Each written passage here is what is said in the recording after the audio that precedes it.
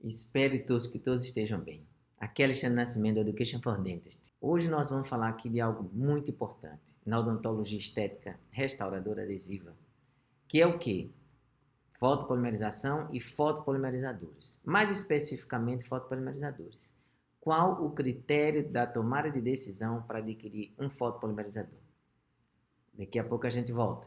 Rola a vinheta aí, Gabriel.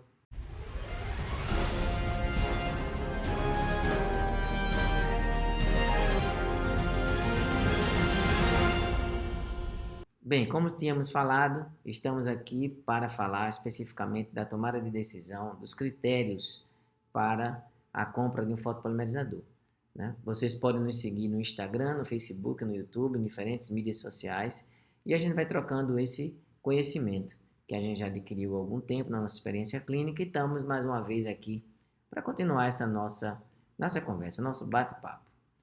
Para a tomada dessa decisão, desse critério dessa escolha, o primeiro assunto, o primeiro tópico que a gente pode abordar é justamente o aparelho, ele foi aprovado pelos órgãos reguladores do nosso país, ou seja, aqui do Brasil, praticamente, ou basicamente, melhor falando. Esse é um detalhe importante, porque muitas vezes a gente encontra fotopolimerizadores sendo vendidos nesses mercados online ou em anúncios online por um preço extremamente barato, mas que a gente não tem respaldo nenhum dos órgãos que regulam a nossa saúde pública, ou seja, a Anvisa, por exemplo, né? E aí, uma outra situação. Se eu tiver um problema, com quem eu entro em contato? Se, por exemplo, você compra um desses fotos baratos, de uma qualidade que é questionável, você tem um problema, a quem você vai recorrer? Normalmente você iria recorrer, já que alguém importou, para quem lhe vendeu. Mas se quem lhe vendeu basicamente é uma pessoa que não tem um escritório, não tem nada disso, você fica órfão a quem reclamar. Então é um critério importante também esse. Se der um problema, você vai ter garantia, você vai ter assistência técnica. Um outro aspecto importante. Qual a potência radiante em watts do fotopolimerizador? E eu estou falando aqui o polimerizador, esse fotopolimerizador. Ele é forte, ele é fraco, qual é a potência dele propriamente dita? Então é outro detalhe, porque às vezes você compra um equipamento que ele basicamente emite uma luz fraca, uma luz que não tem potência, e você vai ter dificuldade para fotopolimerizar ou fotoativar a sua resina composta ou material que você precisa que ele atue com efetividade. Então esse é um outro aspecto. Aí vem, seguinte, qual o tamanho da ponta ativa? Ou seja, quanto da restauração receberá a luz efetivamente? Esse é um outro detalhe, porque a gente sabe que o diâmetro da ponta ativa ela é extremamente importante, especialmente quando a gente quer agilidade no processo, rapidez. Porque se você tem um fotopolimerizador com uma ponta ativa de, por exemplo, 7 milímetros, e você vai fotopolimerizar 1 molar, você teria que fazer algo por volta de 3 fotoativações, numa MOD, por exemplo, de resina composta, na caixa proximal mesial, na oclusal e na caixa proximal distal. Quando você tem o diâmetro da ponta, um diâmetro mais significativo, já é diferente. O que significa dizer? Significa dizer que você, com uma única fotoativação, você poderá conseguir abordar toda a oclusal do dente. Isso ganha tempo e muito. Evita a gente ficar fazendo várias fotoativações. Mais esse detalhe. E aí vem, qual o espectro da emissão de luz? Os comprimentos de onda emitida correspondem à sensibilidade da resina que eu uso. Esse é outro aspecto importante. Eu posso estar com um fotopolimerizador que emite apenas num comprimento de onda e, dependendo da resina que eu uso, eu posso ter uma discrepância nesse sentido. Ou seja, usar algo ou alguma resina que ele não fotopolimeriza adequadamente. Aí eu posso dizer, mas todos no Brasil praticamente têm a mesma sensibilidade, porque praticamente todas usam o mesmo fotoativador. Mas se lançar o ano seguinte, no semestre seguinte ou no mês seguinte, uma resina que seja diferente desse tipo, ou seja, precise de diferentes comprimentos de ondas para uma fotopolimerização adequada, você vai comprar outro fotopolimerizador logo em seguida? Então esse é um critério interessante que a gente deve refletir sobre ele. E aí vem o próximo. qual o efeito da distância da ponta da luz sobre a irradiância recebida pelas restaurações ou pela restauração que a gente está fazendo.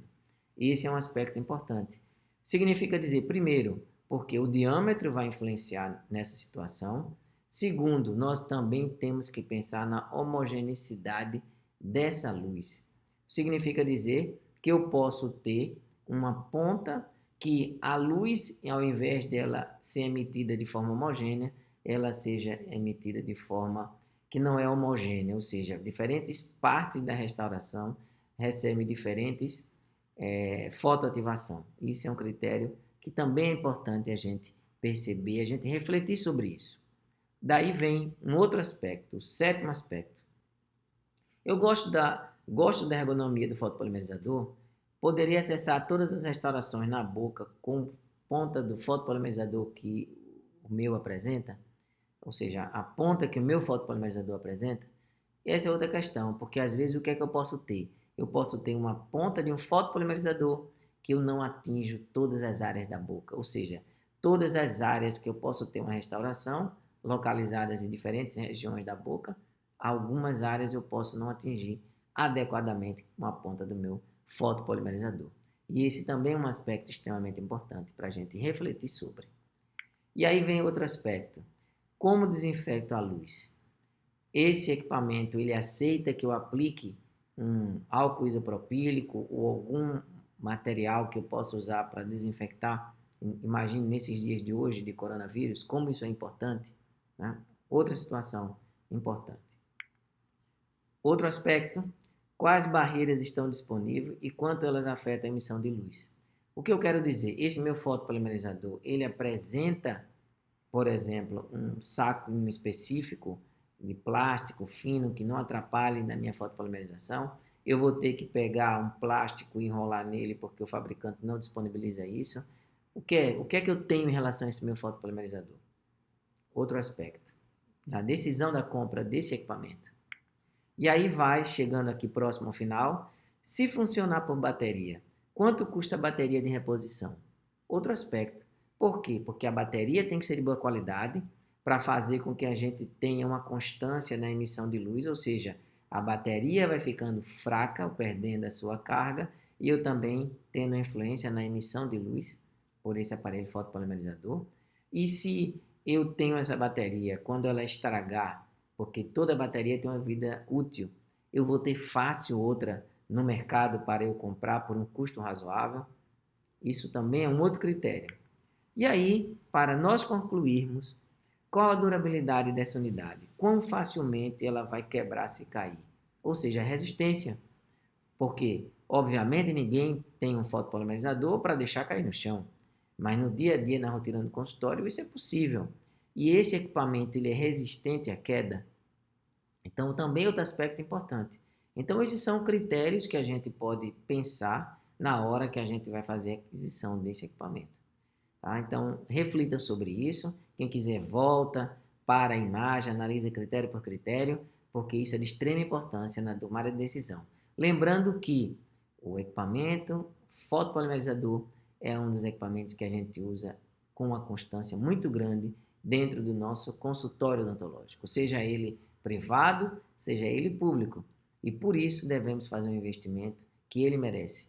E lembrando de uma frase agora aqui, se você não lembra do preço do seu fotopolimerizador, provavelmente ele foi um fotopolimerizador barato e, consequentemente, um equipamento que não tem todas essas características de forma ideal, porque os equipamentos de boa qualidade, eles normalmente trazem um preço mais elevado.